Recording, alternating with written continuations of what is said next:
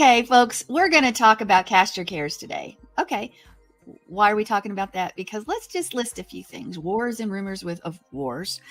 Financial pressures like we've never known, family issues that are coming up that we've never dealt with before in our society, that are being promoted by our society, marriages being squeezed, families being squeezed, congregations and pastors being silenced, people being silenced if they don't say the right thing or adhere to a specific philosophy. We could go on and on. And then sickness and disease like we haven't seen it before, for reasons that we're not discussing here, and things like that. Okay. What happens with all of these things and the many more other things that I haven't listed? Well, we have this tendency to worry, to fret. We have this tendency to say, what if, and see this looming part of life and these fears in front of us. And sometimes we forget what the word says. I'm not saying we don't know what the word says. It is hard at times to live it all out when you're the one facing those things. Well, worry, what is it? It's this feeling of unease. It's this feeling of trouble, and it plagues a multitude. It plagues the world today. It plagues people because of the things listed and more and more. Unfortunately, we have this tendency as humans, human nature, because we get concerned about the threats, get concerned about those what ifs in our lives, the bad situations in the world, the bad situations in our own personal lives. But if we're not careful, these worries, these frets are unreasonable. And in all actuality, is that what the word says we should do, is worry and fret? I don't think so. It's like this rocking chair. It's always in motion. Worry is always in motion. But do you actually ever get anywhere when you worry? So why do we struggle with it? Because the answer is no. Worrying doesn't help us get something solved. Prayer does. Other things do. Worship. Worry, not so much. In fact, worry can eat you up inside. Worry can cause physical problems. Worry defeats you and causes your eyes. When you're worrying, your eyes are not on him. They're on your circumstance, your situation, and what could be. It's really right in the enemy's playbook what he wants you to do. Because worry is the opposite of faith. It steals your shalom. It steals your peace. The peace that physically wears you out. And as I said, it can make you sick. It can make you physically sick. So why do we worry? Why do we torment ourselves? Why do we fret? Why do we let these things play over and over and over and over in our heads? Why do we do it?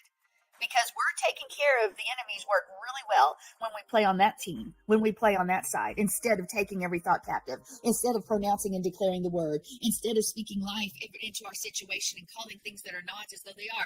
We are doing just the opposite. We're dwelling and we're causing the snake eggs and the spider webs that Isaiah speaks of to develop this network within our mind, and it will come out of our mouth and it will come out in our action. Worry is caused because we don't trust Yah. We don't trust him to take care of all of these things for us. Now, we may say, well, maybe he'll take care of it, but not the way we want him to. And that's exactly right. We want him to do things in our ways, but his ways are not our way, are they? So what do we end up doing? We trust in our own abilities. We take it into our hands. We take him off the throne and say, okay, I'm going to worry and fret over this. I'll figure it out. I'll do it. I know you may do it, but right now you're not here and I don't see your intervention. So I'm going to figure this problem out myself and I'm going to take action. And yet, after all of our worrying, after all of our fretting, after all of our contemplating the what ifs, and we go it alone, what's going to happen? We are going to come up short every time, and we're going to be unable to bring any solution to the issues that we're dealing with. We've got to understand that hurt people hurt people. People hurt people. And though you may not be able to trust others, you can trust Yah. Yes, you can. And when we refuse to depend on anyone, we also refuse to depend on Yah because we try to place human characteristics upon him. And that doesn't work. 1 Peter 5:6-7 says, humble yourselves therefore under the mighty hand of Yah, so that at the proper time he may exalt you, casting all of your cares, casting all of your anxieties on him because he cares for you. If Yeshua invites us to cast all of our care and worry on him, why do we refuse to let it go? Because we're not fed up with being miserable, because we're not fed up being fearing, because why do we do it? What do those things do to our lives? Do they enhance it? Absolutely not. The only way we're going to have victory in our lives is if we follow Yah's word, if we follow his rules, if we follow his Torah, if we follow his word. And he says what? We cast our cares upon him. We stop worrying and wondering about the what ifs if we want to have that shalom. There's no way that we're going to experience nothing missing, nothing broken, fullness, wholeness, and completeness in him unless we cast our cares upon him. Because Yah cares for what we care about, the big and the little. Okay, so what do we need to do? The first thing is humble ourselves. Sometimes that's hard. And then we cast our cares on him. Casting, let's look at that word real quick. In that Greek, the Greek version of this word, in this verse of 1 Peter 5, 6 through 7. And it's eparipto, okay? Represantus is what we see as it's written out. And what it actually means is to throw upon. Okay. It's not this casual action like, ooh, there, throw upon. No, it's this deliberate, forceful, like throwing an enemy down to the ground. Cast your cares. Eparipto. Wow. That's a picture. Throwing your enemy to the ground. Picture that. Think about that for a minute.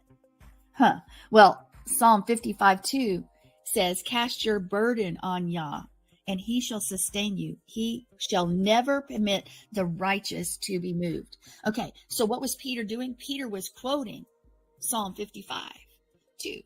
He was actually taking that word and going back to the Tanakh, going back to the Old Testament, going back to the writings.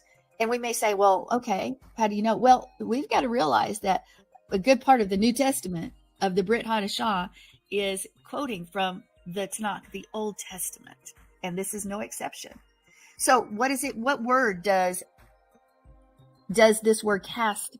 What does it say in Hebrew? It's shalak. It's number 7993 in your Hebrew Strong's Concordance, and that word means to throw something away. It means to cast something out. It means or down. So we have these two words together, this deliberate, forceful throwing, like throwing an enemy to the ground, and then to throw something away, to cast something out or down. So this is like showing us in the Greek, this fastball that is thrown by a pitcher from the mound. That's like 98 miles per hour.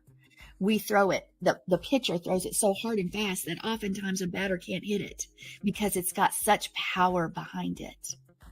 And there's no way that it will ever come back. Okay, so what am I saying here? In Scripture, when it tells us to cast our cares, cast our burdens, cast it. It is this picture that we are supposed to throw it so hard and so fast away from us. And we know that it's never going to return. That enemy is going to go to the ground because of our reliance on Yah to take care of us, on our reliance on his word. Now, remember, Yeshua is the word made flesh. So how do we utilize that word? How do we utilize the tools he's given us? The words of our mouth to praise him, the words of our mouth to call things that are not as though they are, the words that he's given us to use to fight the battles for our flesh. The battle is not against flesh and blood, against powers and principalities and rulers in high places. We've got to remember that. Is the battle the flesh that's in front of us, the person we see, the people we see, the institution we see? No. That battle's fought on our knees. That battle's fought with our standing firm. That battle's fought with our armor on. That battle is fought by throwing a ball so fast as if we were a pitcher that it will never return it. It's done with power, and it's done with authority, and it's done with assuredness. Yes. Cast your cares. Cast your burdens. No more what ifs. Why do we sit there and live in that land? No, we cast our cares. Now, in Greek, Peter puts the word all in the first position. Okay, that should say something to you. Yes, all. He wants us to see that the emphasis here is all your anxieties. Now, how often do you say, okay, God, I'm going to give you this one, but this one's just a little one, or I know you can only handle one at a time, God, so I'm going to keep these here close to me. You take this big one. Oh, you do it. You'll hold some back for yourself to take care of, even if you do give him one or two. But that's not what his word says. His word says and emphasizes all your anxiety, all your cares, all your worry, all your fret. Stop worrying, stop fretting. Trust in the word and give it to him and say, Father, take my hands off. Don't throw away just a few things or one things. Don't toss off the big ones and keep those little ones just handy for you to take care of. Hurl them away like a fastball. with power and authority. Let them go. Load it up with every care that you have and let it rip.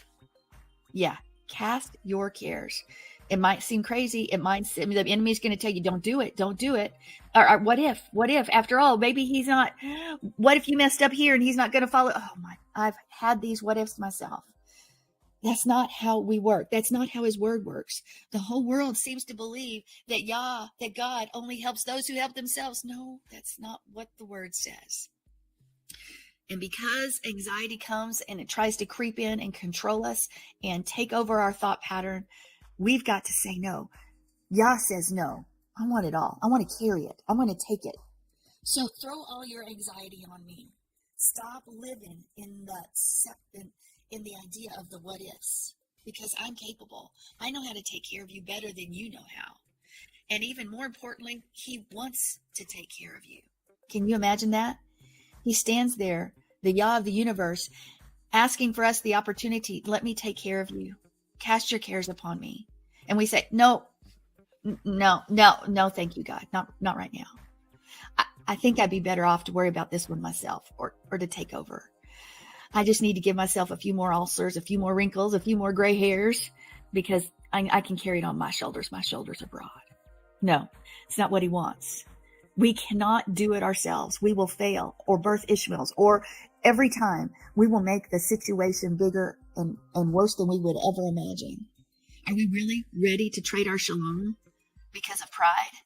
Because of who we think God should be? We're making him in our own image. That's not smart. Most of us know this is true. We do. But do we put it into action? No, not on everything. Why? Because knowing is just a cognitive process. We think it. Now that's Greek, guys. Why do we want to be Greek in any of our action? Greeks think, Hebrew do. We do. So what's our position? Our position is casting our cares. We don't need to worry because we feel like we should know. We need to let it go. We cannot let emotional distress override our cognitive agreement. We have got to walk hebraically and do what he says, cast our cares upon him, and change our emotional, our idea that when we feel right, then we'll do it, or do it, then feel. No, we just follow, we walk in obedience, and everything blooms out from that. Go ahead. You need to step up, and you need to throw those things as hard and as fast. Cast that enemy to the ground. Cast your cares upon him, because he cares for you. We can't hesitate any longer. This day and this hour requires people of faith, not worry, not what ifs, people of faith with a sword in their hand, that word in their hand and in their mouths, with that armor of Yah on, with walking out uprightly in his word, in his commands, in his Torah, with the testimony of Yeshua on our lips.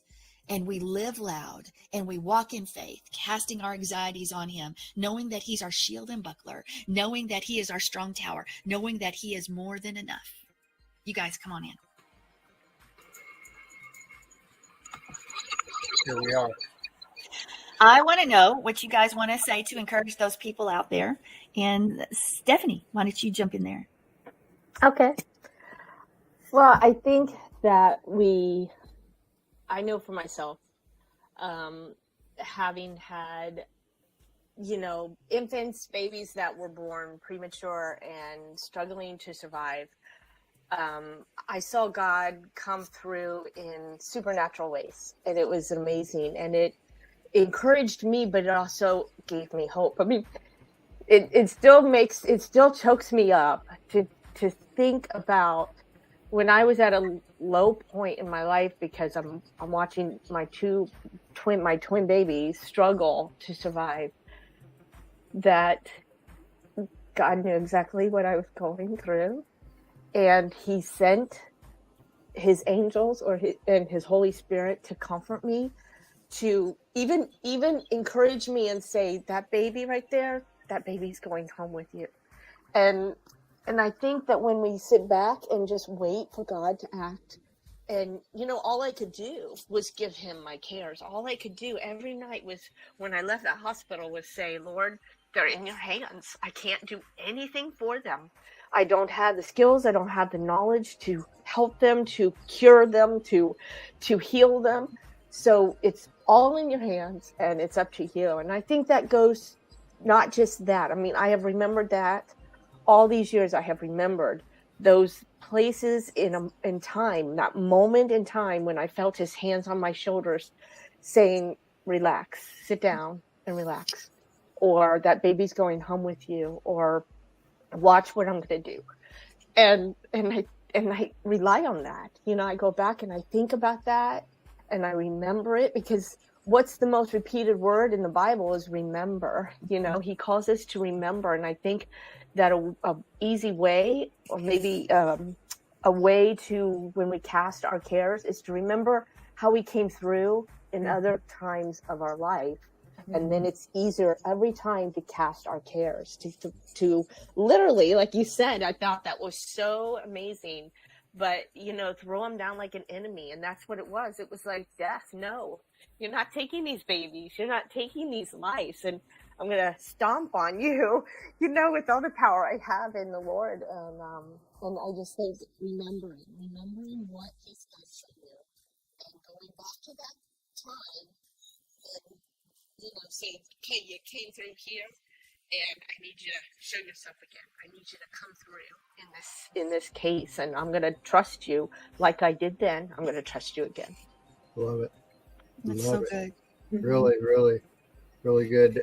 Real quick, I want Lauren to go next, but real quick, I have taught for years that faith is remembering what God has done for you in the past. If you can't remember all the different things God has done for you, how are you going to have faith in the next time you need God to come and take care of you? So remembering is 100% a whole part of all this. So Laura, go ahead. Yeah, hard to top that one, because that, I mean, she's straight to your heart. I don't know about you, but in my circles, like even this weekend is supposed to be like this big event. You know, we're coming into the feast and the final fall prophecies being fulfilled and all of that. And there's so much noise out there, and it becomes very distracting, causes anxiety, you know. And so I have caught myself when things ramp up in society and the noise gets really loud, my word that I hear is always, just go read my word. Just stick with what I'm saying to you. Stop listening to false prophets and the crazy that you begin to hear, and just listen to me. And you know what? The Bible doesn't give me a very specific answer, but when I remember how God has carried us through prior, and when I read his word and I see there's a plan, this is not chaos, this is not a big question, you know, there is a very big plan out there, and God is such a God of patterns and such a God of, you know, following you know, a structure. It really is soothing, because I am a very type A, you know, I want that plan and I want my to-do list, and when I look at that, it's comforting to me, and, you know, the cares are gone, right? I can release that anxiety and just fall back into his word. Good. Good. I like it. Mark, jump in there. Well, it's all good. And going back to the way that you said each one of those things, casting your care, casting all cares is really good, in that the word cast, it makes me think of violence. In other words, it's so interesting, because as with everything else, and usually the more negative things like your cares, which it's not wrong to care, and it's not wrong to even have a care, it's how you develop that care. In other words, if you are caring about something and it manifests and then it's taken care of, that's one thing. But to something that you worry about, something that's happening that you really usually don't even have control over, usually that builds. And it starts off as something that's not really very big. It's usually small, and it builds. But we all know, as with sin and with most other things that are negative, things that are like that always small. It starts off small, and you're not really noticing it as it builds and builds and builds and builds and becomes rather large. And as we acclimate to those things, we lose sight in the fact that they are a care. They are negative. They have developed into something that we didn't take care of early on. And then as they grow, they become so big and so much that now they're almost controlling our thoughts. And so when it gets to that point, then usually I think most people that give out advice and pastors and help would agree that now it's you need to violently cast that away, get rid of it, because you've allowed it to grow into something that is either out of control or that is maybe too much to handle, because you've allowed it to be there. And so cast that, when you were talking about casting, and you even used the word hurl, I loved it. That was a great word there. But you're talking, it's almost like, picking it up, like in wrestling, when you're wrestling and you take that person and you slam them down, I mean, I know we don't like wrestling, it's not good, but every one of us have seen this, in a wrestling match where they're throwing them down and everything. Well, that's a good picture, though. That's my care. This care is coming at me. This care is too much. This care I almost can't handle. So like a wrestler, you take that care and you slam it down. If it gets back up, you slam it down again. You're in control. You have to be in control no matter how much your cares or even negative things sin in your life. Once it starts building to a certain point, you need to take control of those things. And I think now that's what I get when you're talking about casting your cares upon the Lord, is that, yeah, it's the Lord. But I mean, if we sit back and it's like, oh man, this thing is like out of control and my mind is just thinking about it all the time and everything like that, you ain't going to get rid of it. The Lord has to be a part of it. But I think, as with most things, we work with the Lord. The check is not in the mail. That's the way I see it. The check is not in the mail. Yeah, we rely on the Lord. And like I was saying before, is like faith is, for me to have faith, which is something that's built up in our lives. When we first have faith with the Lord, it gives us a measure of faith. But it's up to us to build that faith. And then we have to rely on the Lord to take care of these things. But he works with us. So we have to work with the Lord. And maybe that's where it requires okay, Lord, I don't have the strength. Okay, now you give me the strength. Wham! There it goes. You're out of here. So anyway, we have to have that confidence. That's the whole deal. And that building of our faith gives us the confidence to work with the Lord to cast those things out.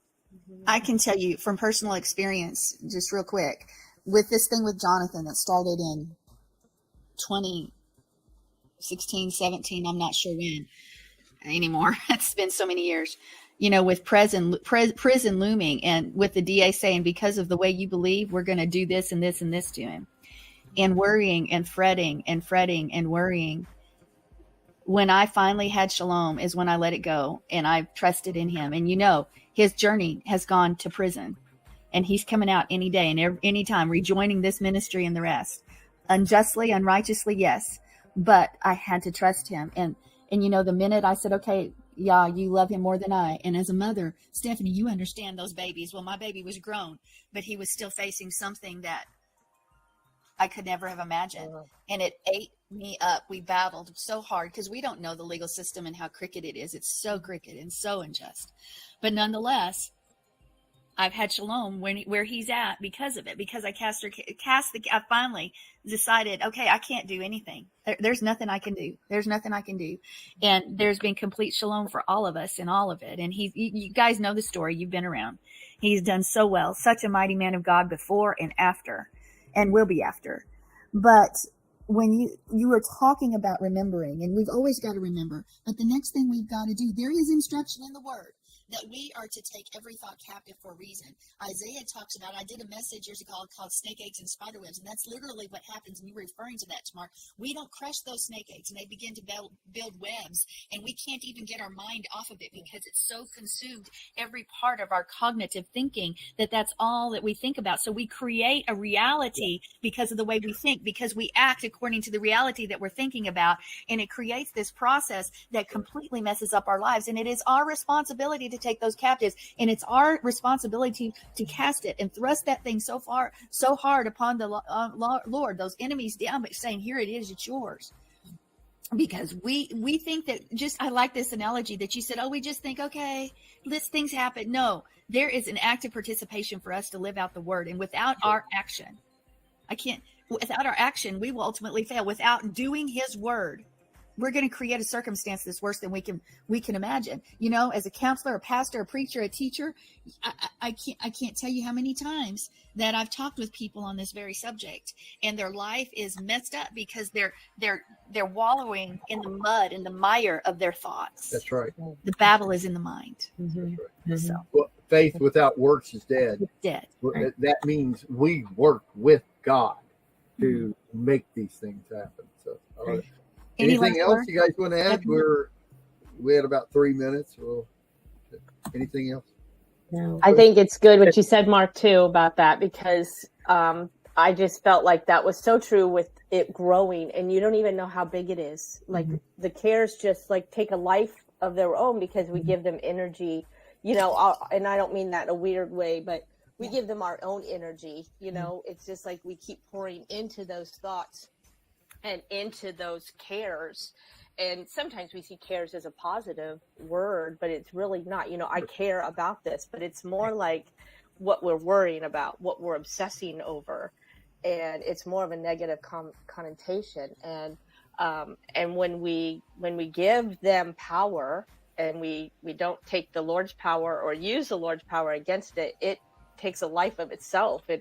And it just takes power. We become a slave to it, basically. It's good.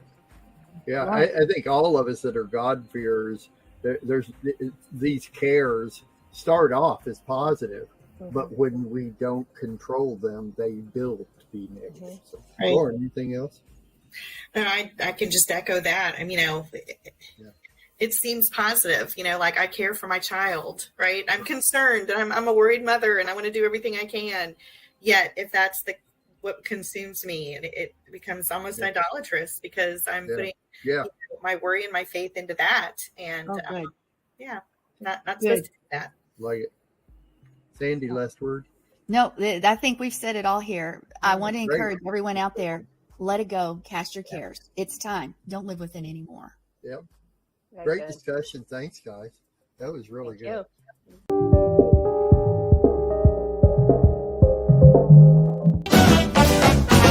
We'll be dancing in the streets, dancing at his feet, dancing in the streets of gold.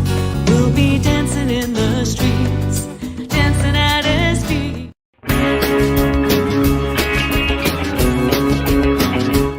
We are richly blessed to bring you what we believe is the fullest, most diverse, yet up-to-date progressive teachings, discussion, and prayer programming you can find anywhere on this planet.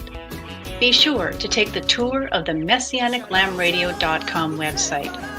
I'm Susan Hoogie, thanking you for joining us on the Messianic Lamb Video Network.